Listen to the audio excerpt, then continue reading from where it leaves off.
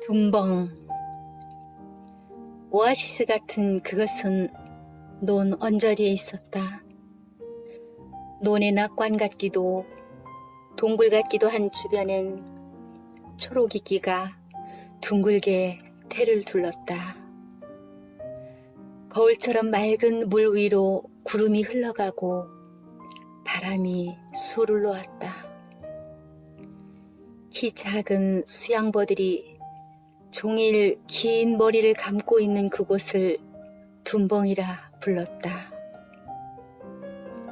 박씨 아저씨네와 우리 집은 논둑을 사이에 둔 논이웃이다. 둔벙은 아저씨 논에 있었다. 가뭄 땐 논에 물을 대기도 하고 흙 묻은 손이나 농기구를 씻기도 했다.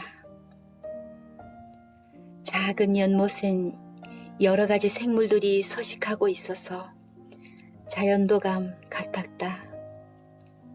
개구리, 물방개, 우렁이, 소금쟁이, 물땅땅이가 물풀 사이로 헤엄을 치는가 하면 실 잠자리며 산제비나미가 물 위를 맴돌며 날아다녔다. 시골길은 산비탈 애움길이 아니면 농로가 전부다.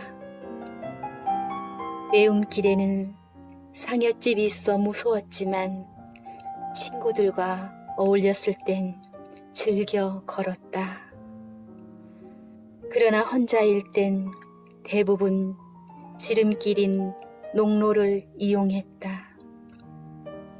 이른 아침 등굣길엔 보리삭에 맺힌 이슬이 보기 좋았고 하굣길엔 둔벙에 피어나는 물달개비나 불의옥잠, 생이 가래를 보는 즐거움도 컸다. 어느 날엔 물뱀을 보고 기겁을 했던 적도 있다. 개구리밥이 모자이크처럼 수면을 가득 메웠는데 그걸 헤치면서 구불구불 다니는 것이었다. 뱀이 따라오기라도 하는 양 숨이 턱에 차도록 마을로 내달았다.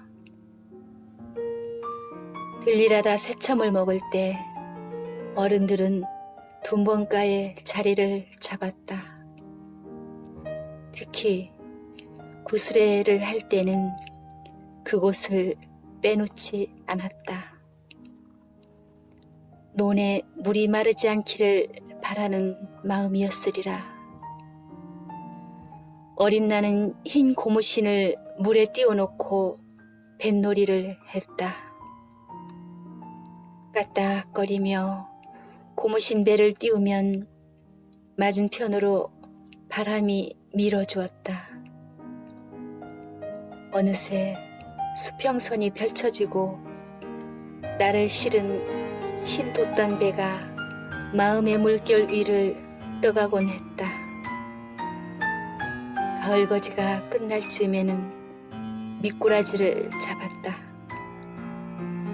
씨알이 굵은 미꾸라지는 오래 두면 이모기가 되거나 용이 된다고도 했다. 비가 오는 날엔 정말 이모기가 승천하는가 싶어 둔벙이 있는 들녘을 바라보기도 했다. 시골 생활은 지루하고 때로는 힘겨웠다.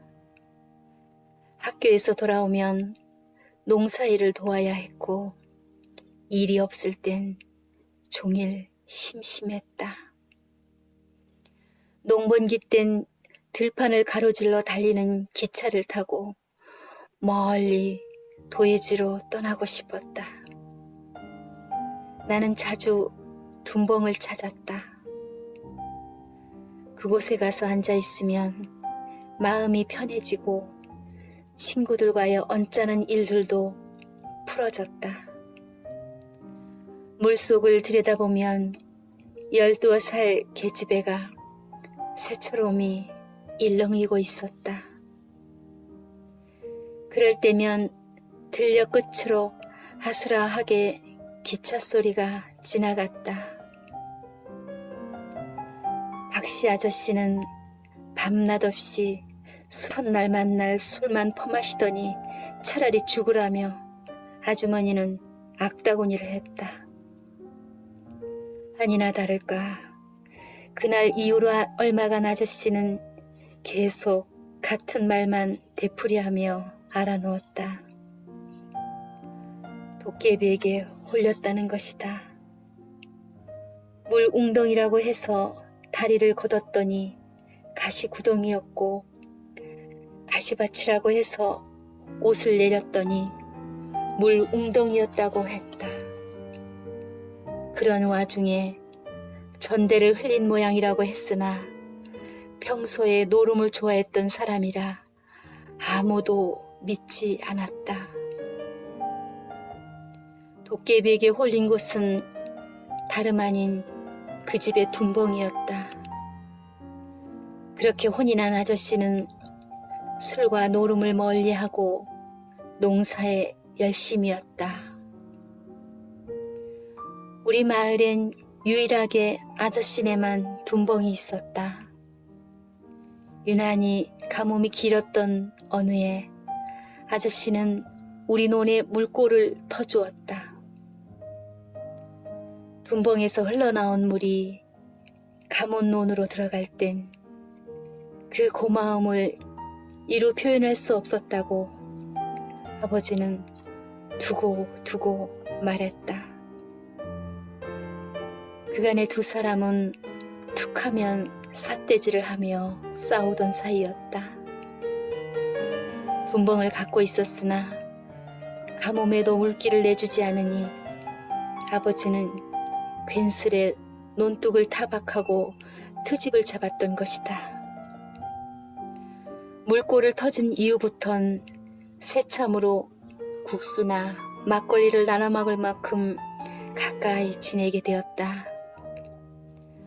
둔벙은 박씨를 완전 바꿔놓은 도깨비 웅덩이라고 소문이 났다. 영화 만홍의 샘은 가뭄으로 빚어지는 끊임없는 다툼과 사건들을 다룬 이야기다. 양치기 처녀는 아버지를 죽음으로 몰고 간 사람들과 방관자들에게 복수를 한다. 샘물의 원천을 아는 만홍이 물줄기를 바꿔버리자 마을 사람들은 가뭄으로 고통을 받는다. 주민들이 과거를 반성하며 기우제를 지내자 만홍은 원한을 풀고 물길을 열어준다.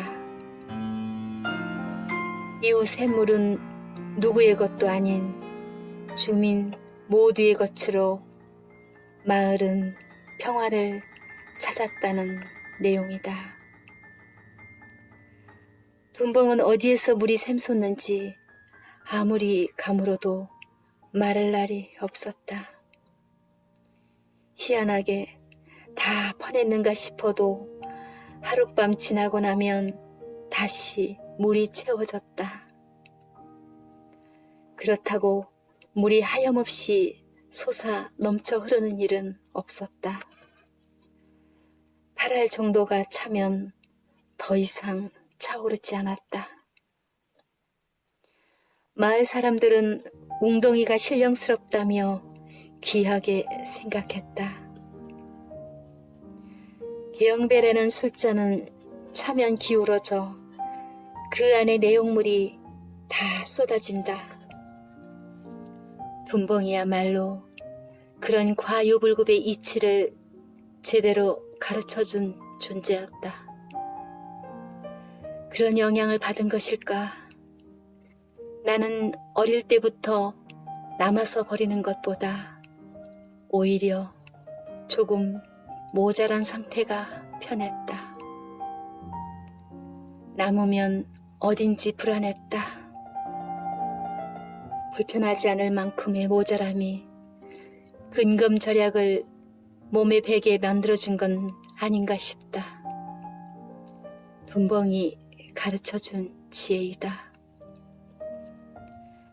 가끔씩 버스에서 한 정거장 전에 내려 시골길을 걸어간다. 봄이면 노란 양지꽃이며 흰 조팝꽃이, 여름엔 까치 수염이며 나리꽃이, 가을엔 은빛 갈퀴를 휘날리는 억새길은 언제 걸어도 정겹다. 그러나 둔벙이 있는 논 옆을 지나가게 되면 어릴 적 추억이 생각난다. 두런두런 하루의 피곤을 씻어내던 사람들이며 가문 논으로 흘러가던 물줄기며 고무신 배를 띄우던 일들이 떠올라 걸음을 멈추게 된다. 어릴 때 둔벙은 엄청 크게만 보였는데 지금 보니 한아름 정도밖에 되지 않는다. 옛날은 그대로인데 내가 너무 먼 곳까지 와버린 것은 아닐까. 꿈을 잃어버린 것 같아 쓸쓸해진 등 뒤로 멀리 기차 소리가 지나가고 둔벙가에 어린 소녀가 동구만이 앉아 있었다.